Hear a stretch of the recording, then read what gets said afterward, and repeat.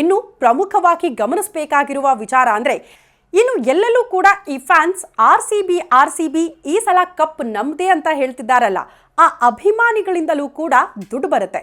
ಹೇಗಪ್ಪ ಅಂದರೆ ಸರಿಸುಮಾರು 100 ಕೋಟಿಗೂ ಅಧಿಕ ಹಣ ಫ್ಯಾನ್ ಬೇಸ್ನಿಂದಲೇ ಬರುತ್ತೆ.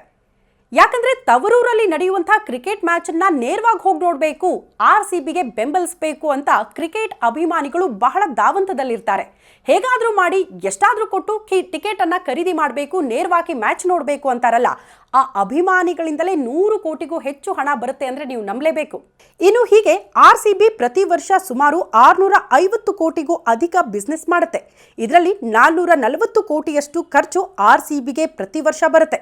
ಇದರಲ್ಲಿ ಆಟಗಾರ ಸ್ಯಾಲರಿ, ಸಿಬ್ಬಂದಿ ಸ್ಯಾಲರಿ, ಗ್ರೌಂಡ್ ಲೀಸ್, ಮಾರ್ಕೆಟಿಂಗ್ ಎಲ್ಲವೂ ಕೂಡ ಸೇರ್ಕೊಂಡಿರುತ್ತೆ. ಒಂದು ವರ್ಷದ ಲೆಕ್ಕಾಚಾರಗಳ ಪ್ರಕಾರ ಆರ್-ಸಿ-ಬಿ ಗಳಿಸ್ತಾ ಇರುವಂತಹ ನಿವ್ವಳ ಲಾಭ 220 ಕೋಟಿ.